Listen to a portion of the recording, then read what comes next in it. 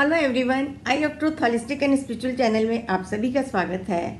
आज हम बात करते हैं, हमारी साउथ की डायरेक्शन ही चल रही है। साउथ और साउथ ईस्ट हमने पिछली कड़ी में डिस्कस किया।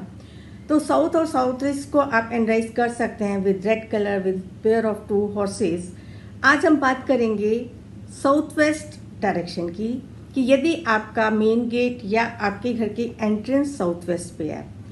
आप सबको जान के ये बहुत हैरानी होगी, और सब लोग आई थिंक जो लोग अपने लिए मकान ढूंढ रहे हैं, तो आपको जितने भी मकान ज़्यादातर देखने में मिलेगा आपको कि साउथ वेस्ट एंट्री है, क्योंकि वास्तु शास्त्र के हिसाब से साउथ वेस्ट एंट्री को अच्छा नहीं मानते हैं।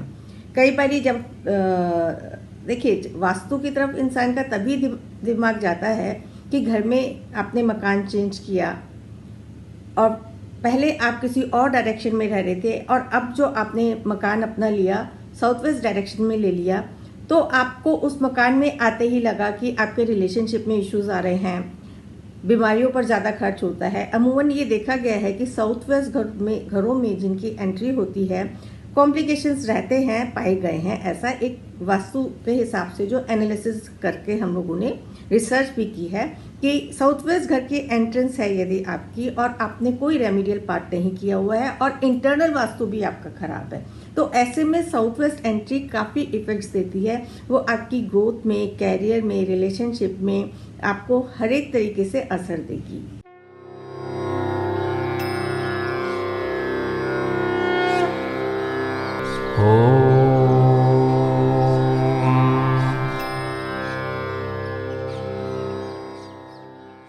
अब देखिए, घर तो ले लिया, साउथ वेस्ट एंट्री आप बदल तो नहीं सकते, लेकिन हाँ, हम उसको कुछ रेमेडियल पार्ट करके उसमें उसके जो इफेक्ट्स हैं उनको कम कर सकते हैं। और सबसे बड़ी चीज़, यदि आपका इंटरनल वास्तु सही है तो आपकी एंट्री साउथ वेस्ट है भी, तो उससे कोई खास इतना फर्क नहीं पड़ेगा। उस एंट्री को आप अपना थोड़ा सा एनराइज्ड और चार्ज रखेंगे, तो वहाँ पे आपको देखेंगे कि ऐसे घरों में आपको ज़्यादा परेशानियाँ नहीं मिलेगी। छोटी छोटी वीडियोस के माध्यम से सिर्फ आपको इसी प्रकार की जानकारी दे रहे हैं। सपोज आपकी घर की एंट्रेंस साउथ वेस्ट में है, तो एंट्रेंस साउथ वेस्ट में है, इसका मतलब कि साउथ वेस्ट आपका खुल गया, जबकि वास्तु के हिसाब से साउथ वेस्ट हैवी होना चाहिए और वहाँ पे बंद होना चाहिए। ज़्यादातर डोर्स और आपकी विंडोज़ नहीं होने चाहिए साउथ ईस्ट साउथ वेस्ट की तरफ। हमेशा जो आपकी डोर्स की ओपनिंग, खिड़कियों की, छोटी खिड़कियों की ओपनिंग यदि नॉर्थ और ईस्ट की तरफ होगी तो ज़्यादा अच्छा मानते हैं।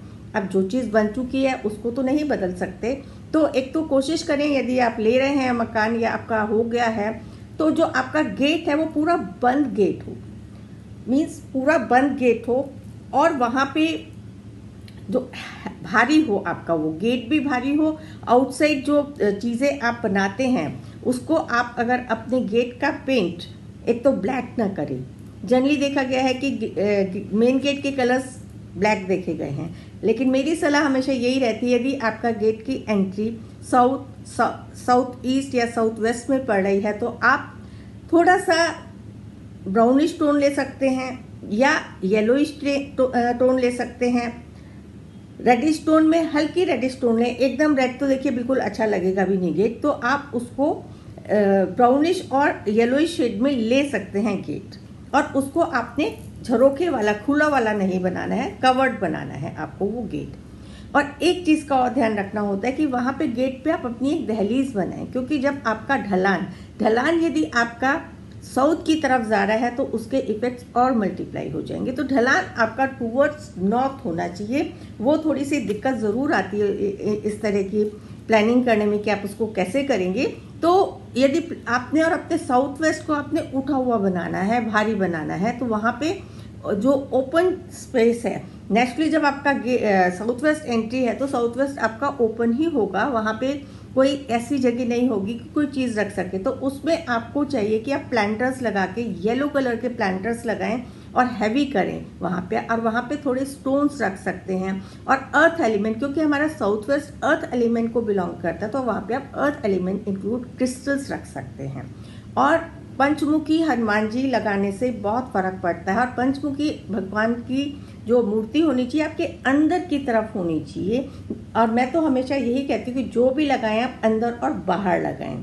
तो इस प्रकार के ये रेमेडियल पार्ट करके आप साउथ वेस्ट कॉर्नर की एनर्जीज को बैलेंस कर सकते हैं और अपने घर के और चीज़ों को एनराइज करके उस एंट्री को आप ठीक कर सकते हैं। आशा करती हूँ आपको ये जानकारी अच्छी लग रही होगी। जुड़े रहें हमारी डायरेक्शंस की वास्तु के हिसाब से कड़ियों में। Thank you. हमारे चैनल आई ऑफ ट्रुथ को सब्सक्राइब कीजिए यूट्यूब पर, इसे फॉलो कीजिए फेसबुक पर, इंस्टाग्राम पर, ट्विटर पर और कू पर।